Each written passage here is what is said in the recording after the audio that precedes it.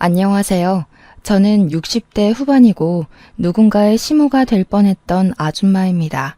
우리 아들이 아직 결혼을 못했어요. 이전에는 결혼 정년기에 결혼해서 손주 낳고 행복하게 사는 걸 보고 눈 감는 게 소원이었는데 지금은 그저 아들이 큰 병 없이 무난하게 살아주는 게 소원이에요. 당연히 어떠한 계기가 있어서 그렇게 마음을 바꿔먹은 거 맞아요. 지금도 그 아이만 생각하면 기가 막히는데 그 아이도 분명 누군가의 딸일 거란 말이죠.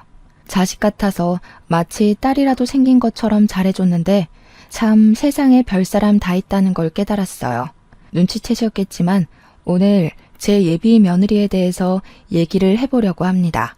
아들은 늦게까지 노총각으로 있다가 나이 40살에 처음으로 결혼할 여자를 데리고 왔어요. 그 전만 해도 저는 아들이 연애를 하긴 하는 건지 결혼할 생각이 있긴 한 건지 아예 몰랐습니다. 처음 저랑 남편에게 예비 며느리의 존재를 고백했을 때의 기분은 솔직히 이루 말할 수 없을 정도로 기뻤어요. 그래서 예비 며느리에 대해서 이것저것 많이 물어봤던 것 같은데 가장 기억이 나는 건 아들이랑 나이 차이가 너무 많이 났다는 겁니다. 30살이더라고요. 물론 여자 나이 30살이 결혼하기에 너무 빠른 것도 아니고 어떻게 보면 정년기인데 아무래도 제게 있는 아들이 40살이다 보니까 저한테는 예비 며느리가 너무 어린아이처럼 느껴지더라고요. 왠지 우리 아들에게 시집 오기 아까운 것 같기도 했습니다. 우리 아들이 10살이나 많은데도 모은 돈이 많은 것도 아니었고 집안은 고물상을 해서 생활이 대단하게 넉넉한 것도 아니었고 젊은 여성에게 자랑거리가 될 만큼 잘난 가족들이 아니었거든요. 그래서 아들이 예비 며느리를 인사시킨다고 처음 데려왔을 때 저는 반기기보단 걱정거리를 먼저 쏟아내었어요. 그럴 수밖에 없었던 이유는 어린 며느리가 아깝기도 했지만 나중에 이런 문제들로 우리 아들한테 딴말하거나 자존심을 굽힐까봐 걱정된 마음도 있었거든요. 그런데 예비 며느리는 어린 나이와 달리 생각이 조숙한 아이더라고요. 우리 아들이 노총각으로 길게 있을 수밖에 없었던 건 여자들에게 인기 있는 타입이 아니기 때문이었는데 예비 며느리는 우리 아들이 그동안 일에 열중하고 본인에게 시간을 쏟느라 연애를 못했을 뿐이라고 말을 하더라고요. 그 예쁜 말씨에 저는 예비 며느리로 고민했던 시간이 홀라당 날아가 버렸습니다. 우리 아들을 그렇게 좋게 봐주니 엄마로서 너무 고마울 따름이었어요.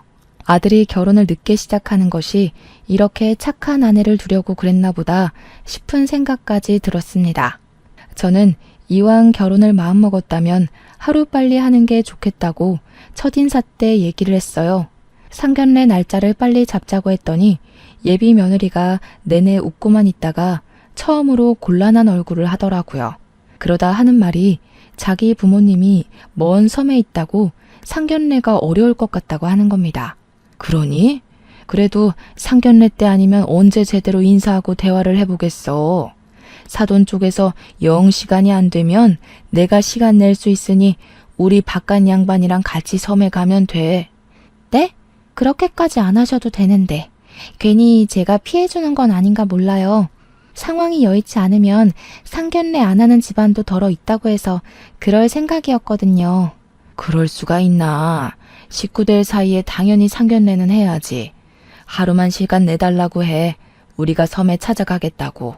제가 계속 괜찮다고 나는 시간 많고 여유 많다고 했더니 예비 며느리가 끝내 감사하다며 그럼 날짜를 잡아보겠다고 했습니다. 그리고 그때부터 아들과 예비 며느리는 저희 집에 자주 들렀어요. 예비 며느리는 이미 며느리라도 된 것 마냥 집에 올 때마다 이것저것 나서서 하려고 했습니다. 제가 아무리 쉬라고 해도 굳이 제 뒤를 졸졸 따라다니면서 살림을 자처했어요. 어머님, 제가 할게요 하면서 돕는 모습이 얼마나 고맙고 예뻤는지 모릅니다. 원래 애들이 예쁘면 뭐 하나 더 해주고 싶은 게 어른들 마음이잖아요. 제가 예비 며느리를 볼 때면 딱 그런 생각이 들어요. 젊은 사람이 예의도 바르고 행동도 선하고 얼마나 기특합니까? 그래서 저는 언젠가부터 예비 며느리가 좋아하는 음식을 먹이고 좋아하는 반찬을 만들어 싸주었어요. 예비 며느리가 혼자서 자취를 하는데 젊은 사람이 자취하면서 밥을 옳게 해먹기나 하겠습니까? 배달이나 포장 음식만 시켜 먹기 다반수지 돈 벌면서 내 밥 스스로 해먹는 거 참 쉽지 않을 거거든요. 게다가 예비 사도는 섬에 있어서 멀리 타지 생활하는 예비 며느리를 못 챙겨줄 거란 말이죠. 그러니 제가 어디 예비 며느리를 그냥 지켜볼 수만 있겠습니까?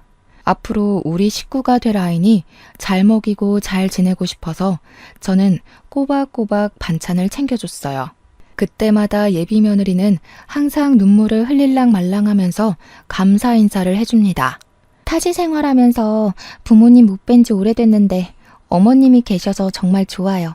저 정말 시집 잘 올 것 같아요. 저 무조건 합가할 거예요. 어머님 옆에서 살면서 어머님께 효도할게요. 그땐 우리 아들보다 10살이나 어린 예비 며느리가 왜 그렇게 안쓰러웠는지 모르겠어요. 예비 며느리가 저를 잘 따라주니 제가 더 그런 마음이 들었던 것 같기도 하네요. 저는 예비 며느리가 마치 제 어린 딸이라도 되는 것처럼 아들보다 더 안부 연락을 하고 부족한 생필품을 챙겨주었습니다.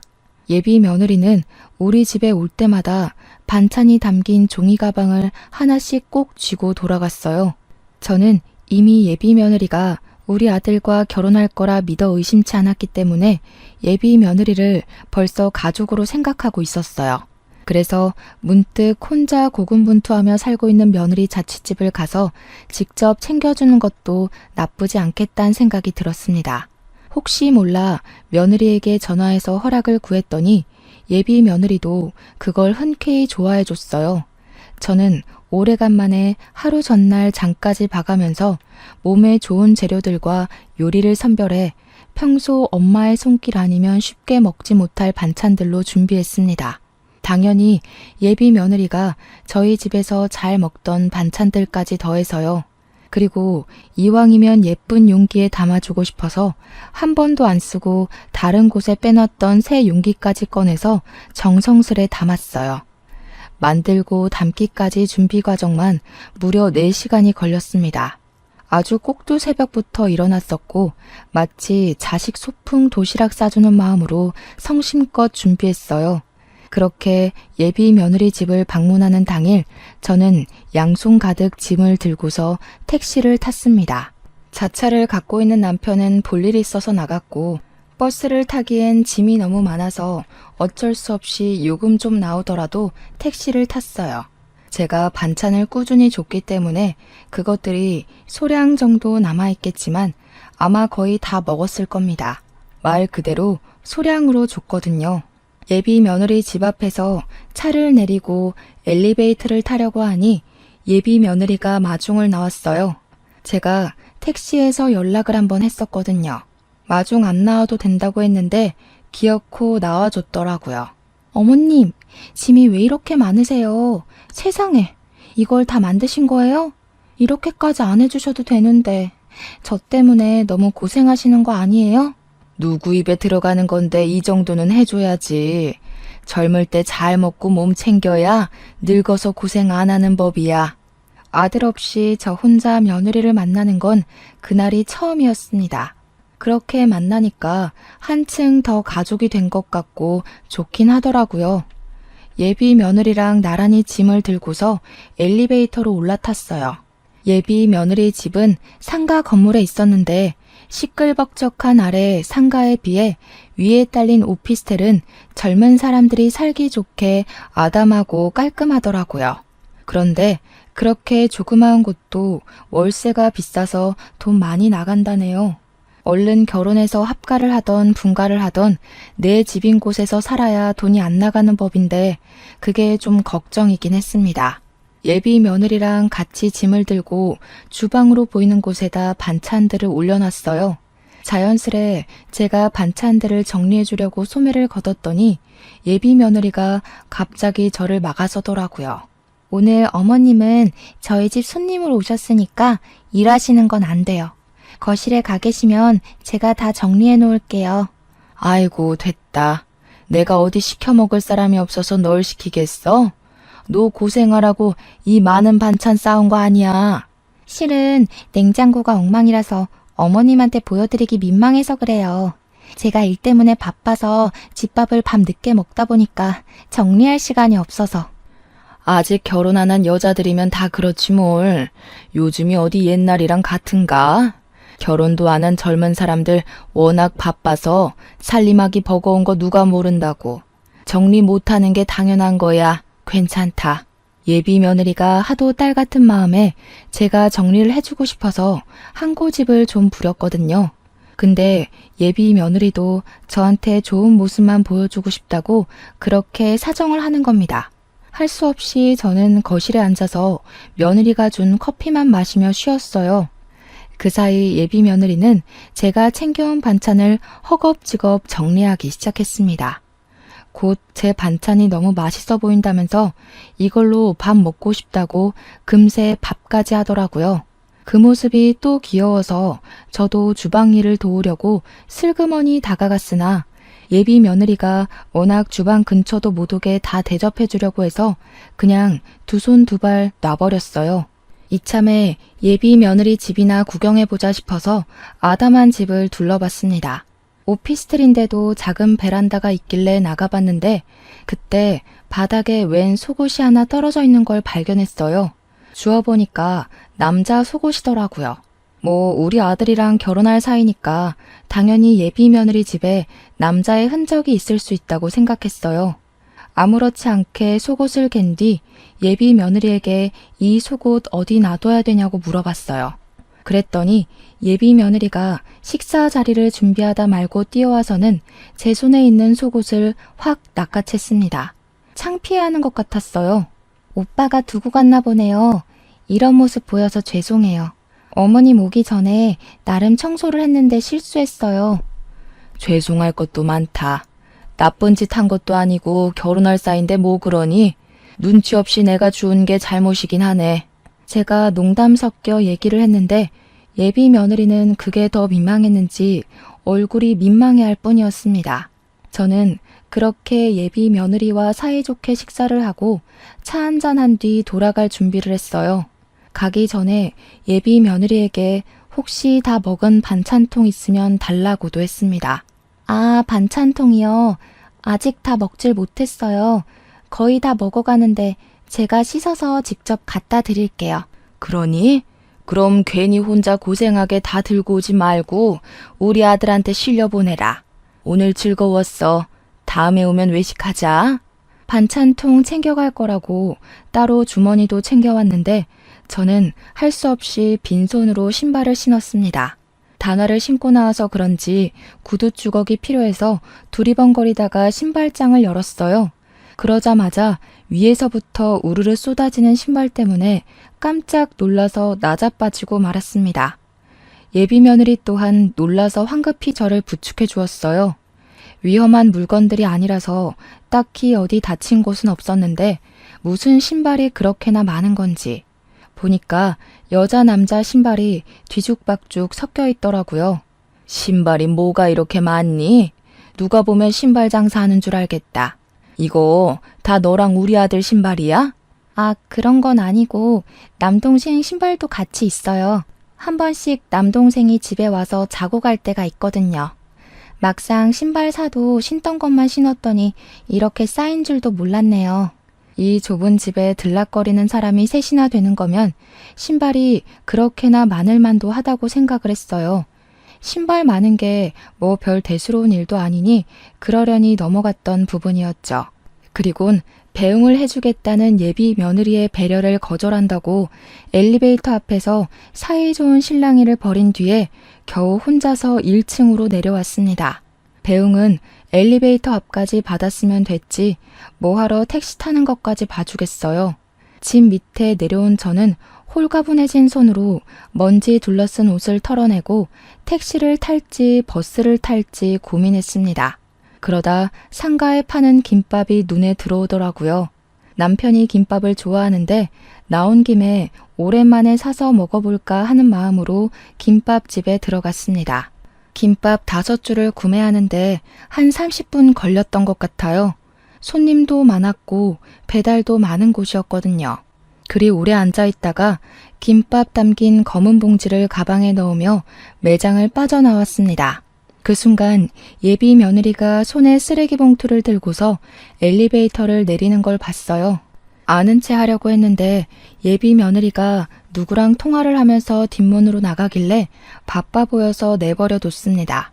그런데 그 순간 예비 며느리 뒷모습과 함께 제 눈에 보인 쓰레기 봉투 속 용기들. 그건 제가 방금 며느리 집에 올려다 주고 온 반찬통이었습니다. 너무 순식간에 지나갔던 상황이라 착각했을 수도 있다고 생각했어요. 근데 이 찜찜한 마음이 이미 오해로 쏠려버렸고 제 걸음은 어느새 예비 며느리를 뒤를 쫓게 되었어요. 뒷문으로 나갔더니 그곳은 상가랑 오피스텔이 같이 쓰는 소각장이었습니다. 그곳에는 예비 며느리 혼자 있었는데 잠시 후 예비 며느리가 들고 있던 쓰레기 봉투를 쓰레기 더미로 던져버리더라고요. 당연히 쓰레기 봉투니까 쓰레기통에 버렸겠죠. 문제는 쓰레기 봉투 속 내용물이란 거예요. 그도 그럴 것이 예비 며느리가 전화기에 대고 하는 말은 제게 오해의 소지를 확신시켜 주었는데요. 더럽게도 많이 싸웠어. 그냥 한 번 좋다고 했을 뿐인데 어지간히 챙겨준다니까. 줄 거면 소고기나 전복이나 이런 거 챙겨줄 것이지. 허구한 날 냄새나는 반찬들 뿐이야. 내가 무슨 거지인 줄만 아나 봐. 매번 처리하는 것도 짜증나 죽겠네. 그리고 내가 이전에 반찬통도 다 버려버렸거든? 갑자기 그걸 달라는 거 있지? 들키는 줄 알고 간 떨어질 뻔했어. 예비 며느리가 하는 발언부터 목소리 톤은 제게 잊지 못할 큰 충격을 안겨줬어요. 내가 잘못 들은 거겠지 라고 무딘 소리를 하기에는 예비 며느리의 본색이 너무 제 눈앞에서 적나라하게 펼쳐졌습니다. 그 순간 너무 놀라고 당황스러워서 소리를 낼 뻔했지 뭡니까. 여태껏 제 눈에 예비 며느리는 당연히 선하고 여리고 아이 같기만 했었어요. 그저 내 아들만큼이나 챙기면서 보듬어주고 싶었는데 어떻게 뒤에서 이런 짓을 하고 있었던 건지. 그럼 이제껏 제가 자기를 생각해서 챙겨준 반찬들을 전부 하찮게 보고 있었다는 거잖아요. 제가 해주는 게 그저 성가시고 제 자체가 귀찮았다는 뜻도 되는 거 아닙니까? 아무래도 예비 며느리가 그동안 제가 줬던 반찬을 저런 식으로 다 버렸던 것 같다는 확신이 들었어요. 이미 그것만으로도 충격인데 심지어 예비 며느리는 누군지 모를 통화 대상에게 우리 집이 고물상을 하는 곳에도 불평을 늘어놓고 있었습니다. 아버님이 하시는 건데 고물상을 해서 그런지 집에도 고물들이 차고 넘치더라. 집에서 이상한 쉰내가 얼마나 많이 나는 줄 알아? 그 집만 다녀오면 내 돈이 더 들어. 세탁소 가야 되지, 사우나 가야 되지. 그래도 그 고물상이 오래돼서 돈은 되더라고. 땅값이 13억이라잖아. 어떻게 제가 안 보는 곳이라고 사람이 이렇게나 건방져질 수가 있는 걸까요? 그러니까 예비 며느리는 저랑 남편이 늙어서 죽게 되면 고물상이 자연스레 아들에게로 가니까 그 자산을 노리고 아들과 결혼하려고 하는 것 같았어요.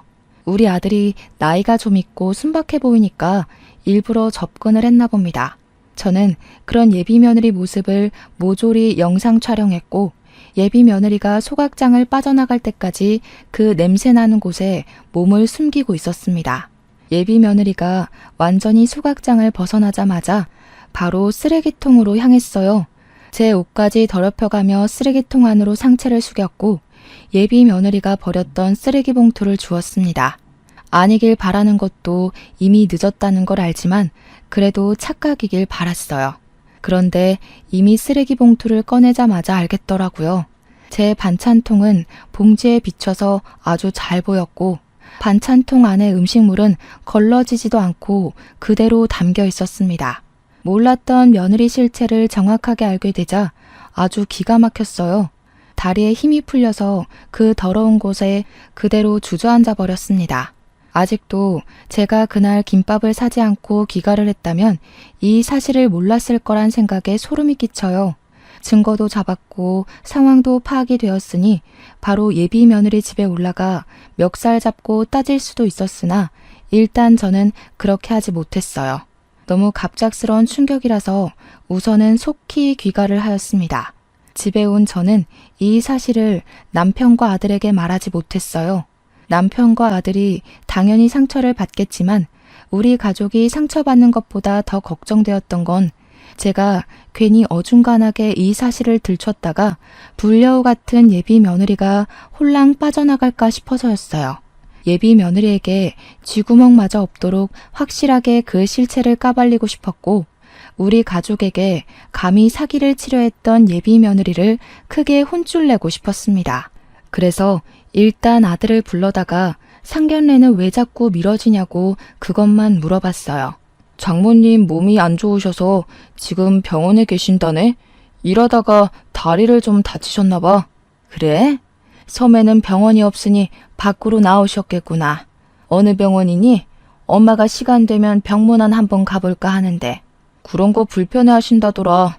안 그래도 내가 가보려고 했거든. 여자친구한테 물어봤는데 아직 상견례도 안 한 사이라 그런 건 좀 부담스럽다네. 상견례 일정 안 잡고 계속 미룬 사람이 누군데 그런 핑계를 댔는지 모르겠습니다. 예비 며느리가 어떤 앤지 몰랐다면 예비 사돈 사고 소식에 저도 심장이 철렁했을 거예요. 예비 며느리 걱정으로 밤 지새우며 쓸데없이 또 이것저것 더 챙겨주려고 했겠죠. 근데 제가 예비 며느리의 끔찍한 이면을 봐버렸잖아요. 예비 며느리가 어떤 앤지 알게 된 이상 예비 사돈이 다쳤다는 것도 믿지 않았고 상견례를 미루는 것도 분명 사기치려고 그런다는 걸 확신할 수 있었습니다. 저는 이 여시 같은 예비 며느리를 어떻게 손을 대야 확실하게 떼어놓을 수 있을지 고민했어요. 머리 싸매고 며칠간 고민하며 시간을 보낸 뒤 저는 또 반찬을 준비했습니다. 이번에는 유독 더 냄새가 많이 나는 젓갈, 김치, 장아찌 등등으로 챙겼어요. 그리고 오랜만에 저녁 먹자는 이유로 아들과 예비 며느리를 집으로 불렀습니다. 집에 당도한 예비 며느리는 여느 때처럼 얼굴에 철판 깔고 싱글벙글 잘도 웃었어요. 저녁 식사 준비에도 항상 그랬듯 제 곁을 졸졸 따라다니면서 적극적으로 며느리 노릇을 했어요. 남편이랑 아들이 거실에서 고기를 굽고 있고 저는 채소를 씻는다고 예비 며느리랑 둘이서 주방에 있었습니다. 예비 며느리를 계속 보는데 제가 실체를 알고 있어서 그런지 사근사근 웃는 얼굴이 주먹을 날리고 싶게 생긴 줄은 그날 처음 알았어요. 둘만 있는 그 장소에서 저는 한번 물어나 보고 싶더라고요. 진짜 돈 때문에 이 피곤한 짓을 하는 거냐고 말이죠. 어머니가 아프시다고 들었는데 신경 많이 쓰여서 피곤하겠다. 그럼 결혼은 계속 미뤄지겠네. 혹시나 해서 말인데 우리 아들이랑 결혼할 생각은 있는 거지? 만약 고민돼서 상견례 미루는 거면 아들한테 맞선이나 시켜줘 볼까 해서. 네? 맞선이라뇨. 엄마 그렇게 크게 다친 거 아니라서 몇 주만 시간 주시면 상견례 날짜 잡을 수 있어요. 저 말고 다른 며느리를 생각하고 계셨던 거예요? 정말 서운해요. 그럴 리가 있니? 내가 널 빨리 식구로 만들고 싶은 마음에 조급해서 말이 헛나가 버렸네. 너처럼 올곧은 젊은 애 찾는 게 쉽지 않아. 요즘 애들은 워낙 입맛도 까다로워서 돈 주고 사 먹는 거 아니면 입에도 안 된다더라. 저번에 기사에 어떤 며느리가 시댁에서 싸준 명절 음식을 바로 갖다 버렸다지 뭐니. 그 기사를 보고 너무 소름이 돋았다고 몸을 한번 흔들어줬더니 예비 며느리는 철판을 단단히 깐 건지 뻔뻔하게 같이 욕을 해주더라고요. 어른들 성의를 무시하는 그런 사람들이랑 자기는 다르다면서 얼굴색 하나 안 바뀌고 거짓말을 하는 거 있죠. 그걸 보니까 예비 며느리가 우리 집에 들어온다면 어떤 사람이 될지 선명하게 보이더라고요. 그 뒤로 저는 밥을 먹는 내내 예비 며느리와 눈을 안 마주쳤습니다. 예비 며느리의 가짜 웃음을 계속해서 보면 체할 것 같았거든요. 그렇게 저녁 자리가 마무리되고 예비 며느리와 아들이 자리를 떠날 준비를 했어요. 저는 검은 봉지로 둘둘 싸놓았던 반찬들을 예비 며느리에게 건넸습니다. 예비 며느리는 여느 때와 같이 환하게 웃으면서 제게 둘도 없는 선물을 받은 것처럼 기뻐했어요. 어머님은 제가 좋아하는 걸 어쩜 그렇게 잘하세요? 저희 엄마도 제 입맛은 못 맞추는데 어머님 솜씨가 대단하긴 한가 봐요. 어머님 덕분에 이번 주도 든든하게 먹고 출근할 것 같아요. 정말 감사해요. 그래, 집 가는 길 조심하고 도착하면 꼭 연락 주고 아들이 좋아하는 반찬도 넣었으니까 둘이 같이 있을 때도 잘 챙겨 먹어. 예비 며느리랑 아들은 기분 좋게 돌아갔어요. 그리고 저는 빠르게 방으로 가서 겉옷을 걸쳤습니다. 남편한테 부탁해서 얼른 애들 뒤를 쫓길 부탁했어요. 남편은 제 제안을 어리둥절해 하면서도 제가 너무 급해 보이니까 일단은 제 부탁을 들어줬어요. 빠르게 움직인 탓인지 다행히 아들 차를 놓치지 않았어요. 아들은 예비 며느리를 집에 데려다 준다고 운전해서 가던 중이었습니다. 그런데 도중에 예비 며느리가 화장실 가고 싶다고 한 건지 아들 차가 휴게소로 들어가더라고요. 제 부탁으로 남편은 아들 몰래 아들 차 주변으로 주차를 해줬어요. 남편이 옆에서 계속 뭐 때문에 이러냐고 물었지만 저는 그저 차에서 내린 애들만 보느라 정신 팔렸어요. 아들이 먼저 차에서 내리고 예비 며느리가 따라 내리는데 아들은 며느리의 부탁을 받고 커피를 사러 가는 듯 했어요. 그리고 그때였습니다. 예비 며느리가 아들 가는 뒷모습만 가만히 보고 있더니 몸을 숙여 차 안에서 뭘 꺼냈어요. 그건 다름 아닌 제가 줬던 반찬 봉지였습니다. 그때부터 제가 동영상을 켜고 며느리를 쫓아갔어요. 남편이 저를 따르면서 뭐 하는 거냐고 계속 물었지만 당장 설명해 줄 시간이 없어서 일단은 그저 예비 며느리만 지켜보라고 당부했어요. 그리고 그 순간 예비 며느리는 커피를 기다리고 있는 아들 눈치를 한 번 더 보더니 화장실 앞에 놓인 휴게소 쓰레기통으로 제가 준 반찬 봉지를 통째로 버렸습니다. 아무 일 없었던 척 바로 화장실을 들어가 버리길래 저는 그대로 영상을 종료하고서 남편을 데리고 차로 돌아갔어요.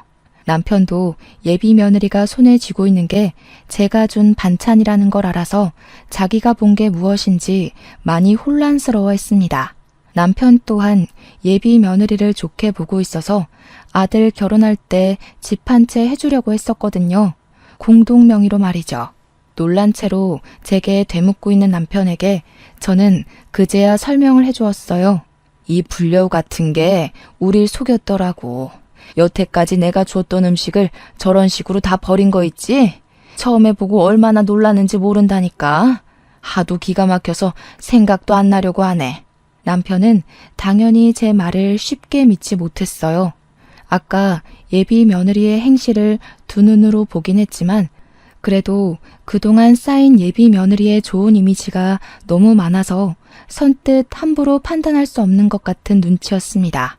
그때 차로 복귀한 아들과 예비 며느리가 출발했어요.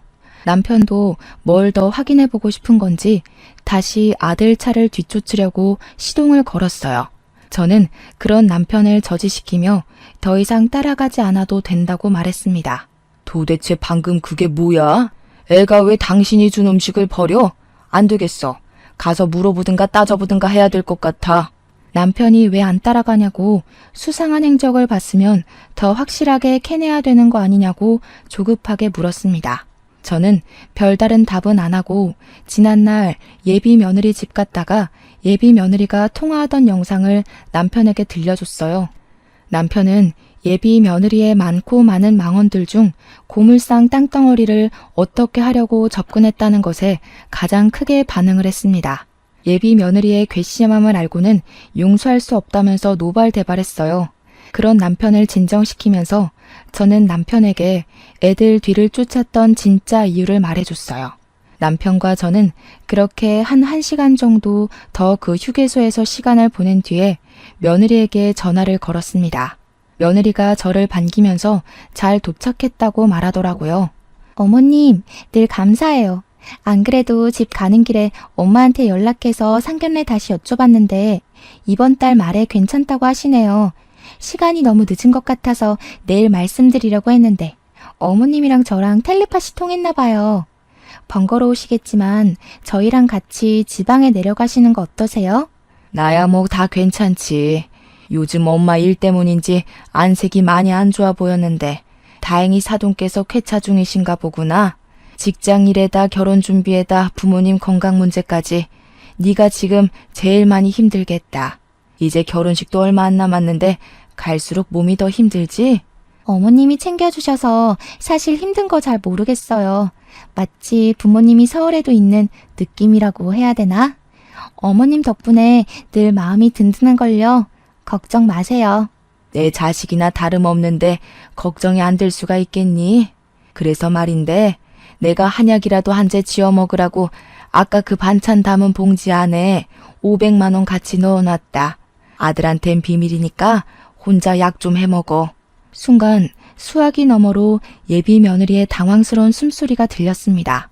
대답이 없길래 여보세요? 하고 한마디 던져줬더니 그제야 애써 괜찮은 척 제게 감사 인사를 하더라고요. 저는 그렇게 예비 며느리랑 통화를 마무리했어요. 그리곤 휴게소에서 예비 며느리가 나타날 때까지 기다렸습니다.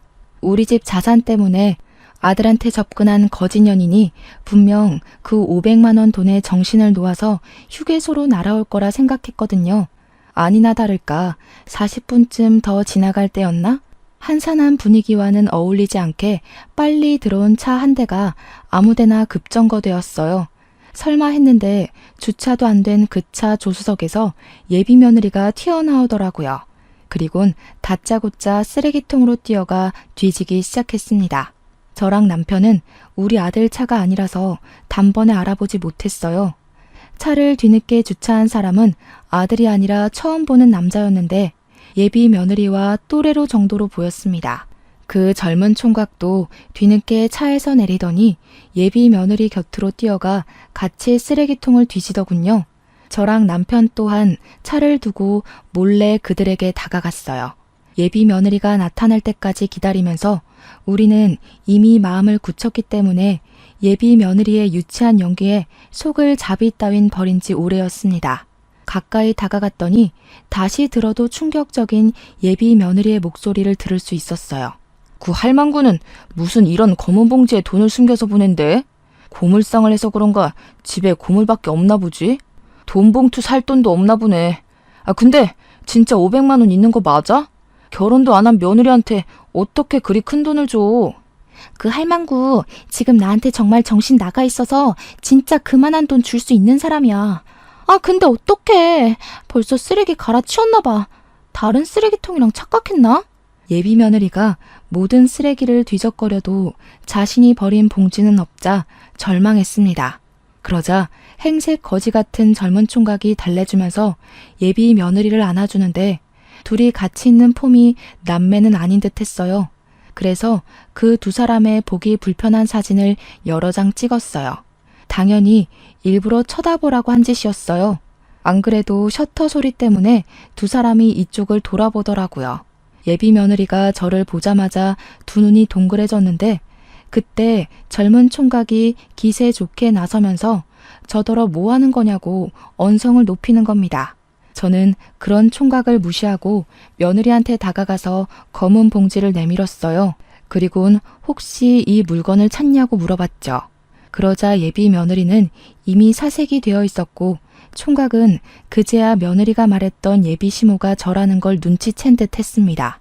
저는 예비 며느리가 이렇게 다시 나타날 거라고 예상을 했기 때문에 아들 차가 떠났을 때 이걸 진작에 주워왔었어요. 어쩜 이렇게 예상을 빗나가지 않게 실망을 시키는 건지. 500만 원을 못 챙겨서 다시 돌아왔나 보구나. 하긴 이 반찬 다 합쳐도 500만 원 값어치는 못하지. 먹기 싫고 더러웠으면 진작 말을 하지 그랬어.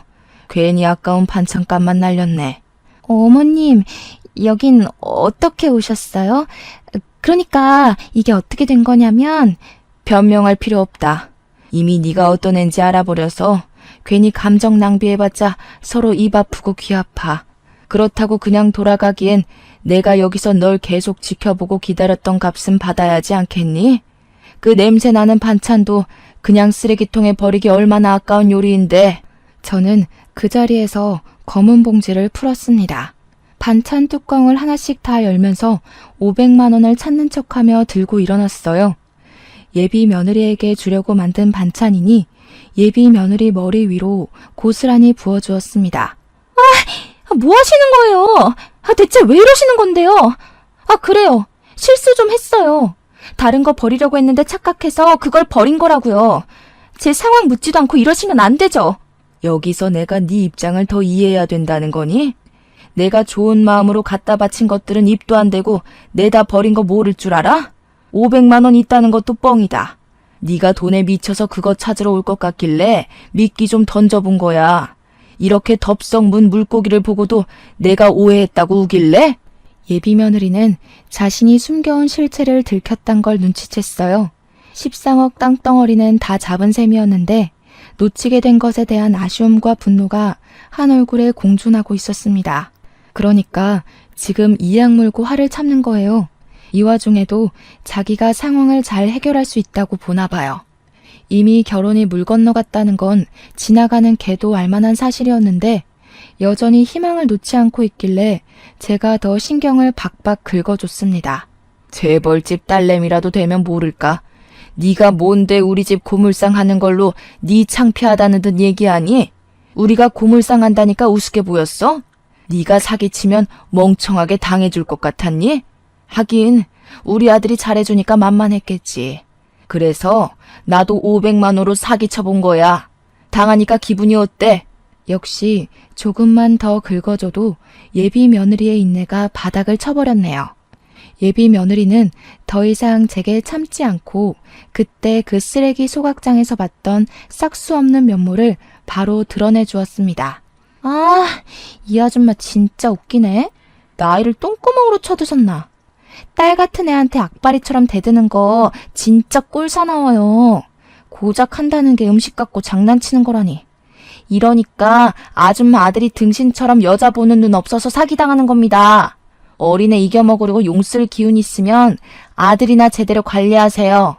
음식 가지고 장난이라도 쳐야지 어쩌겠소. 너처럼 골빈년들은 말로 해서 못 알아쳐먹잖니. 넌 고작 냄새나는 반찬통 뒤집어 쓴 게 다겠지만 우리는 하마터면 냄새도 안 빠지는 고물덩어리를 며느리로 드릴 뻔했어. 고물보다는 음식물인가? 아니면 폐기물인가? 아무튼 지금 너한테서 나는 그 음식 쩐내랑 네 이미지가 상당히 잘 어울린단 소리야. 화가 많이 난 예비 며느리는 제게 직접적인 욕까지 하면서 더러운 손을 올렸습니다. 그러자 비디오를 찍고 있던 남편이 달려와서 예비 며느리를 밀쳐버렸어요. 예비 며느리가 쓰레기통을 들이받고 넘어지자 옆에 있던 총각이 주춤거리다가 예비 며느리를 챙겨주네요.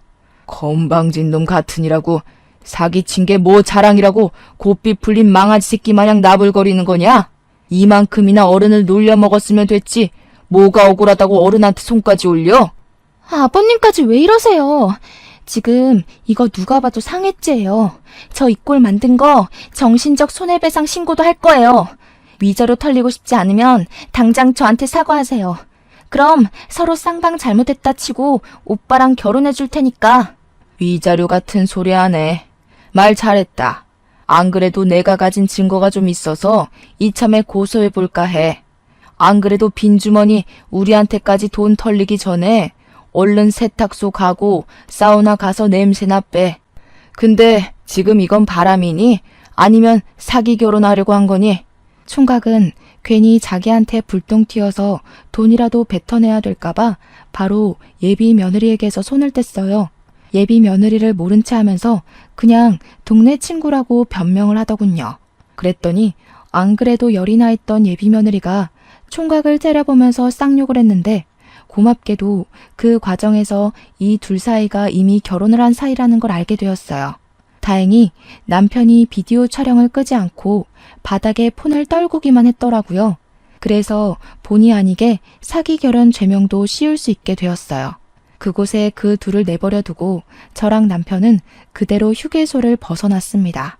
그리고 그 다음날 저는 남편이 찍고 있던 동영상을 증거로 이들을 사기죄로 신고해버렸어요. 그런데 예비 며느리 측에서도 기를 쓰고 우리를 골탕 먹이고 싶었나 봐요. 거기서 우리 아들을 상간남으로 소송하려고 했지 뭡니까. 변호사 말을 듣기 전까지는 그 소식을 알고서 심장이 철렁 내려앉았었어요. 그러나 변호사가 말을 하길 우리 아들이 그들의 혼인관계를 전혀 모른 채 일방적으로 사기를 당했기 때문에 그들이 소송한 상간소송은 기각될 거라고 했습니다. 결혼을 전혀 시작도 안 했는데 이렇게 진이 빠지는 일인 줄 몰랐네요. 그 망할 년을 정리하고 나니까 얼마나 기운이 빠지던지. 소송이 끝나고 한동안은 늦잠을 엄청 잤습니다. 제 결혼을 준비했을 때만 해도 이 정도로 신경을 기울이진 않았거든요. 아무튼 저 그리 나쁘게 살지는 않았다고 자부했는데 하필 그 많고 많은 며느리감 중에서 왜 하필 제게 이런 몹쓸 며느리가 찾아온 건지 모르겠습니다. 그래도 저랑 남편도 예비 며느리로부터 상처를 많이 받았지만 무엇보다 심하게 상처받은 건 당연히 아들일 거예요. 그렇잖아도 아들이 소송 진행하는 내내 저랑 남편한테 죄송하다는 말만 하면서 기가 확 죽어 있었거든요. 호랑말코 같은 년 때문에 우리 아들 자존감만 괜히 낮아진 것 같아 제 마음이 더 아팠습니다.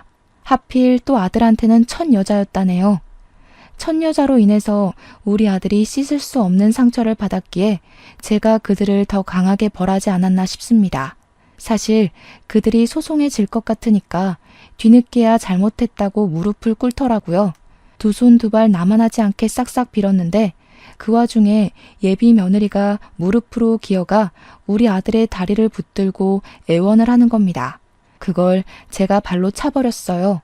하비는 꿈도 꾸지 말라고 말해준 뒤 제 아들을 데리고 나왔죠. 그 일이 어느덧 5개월 전입니다. 우리 아들은 제법 직장과 집을 오가면서 일상을 회복해가고 있어요.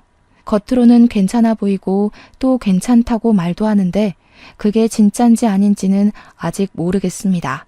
한 번씩 아들이 술을 마시고 들어오면 꼭 예비 며느리 얘기를 하더라고요. 그리워하는 게 아니라 그때의 일을 자기 자신의 실패라고 보고는 계속 자책을 한다고 해야 하나? 안쓰러워 죽겠습니다. 우리 아들에게 좋은 며느리감이 나타나서 부디 아들의 상처가 낫길 바랄 뿐이에요.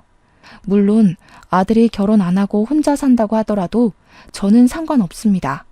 그저 아들이 행복하게 지낼 수만 있다면 아들의 인생에 관여하지 않을 거예요. 자녀를 둔 분들은 다 저 같은 마음이겠죠? 제 사연은 여기까지입니다. 긴 글 들어주셔서 너무 감사드려요.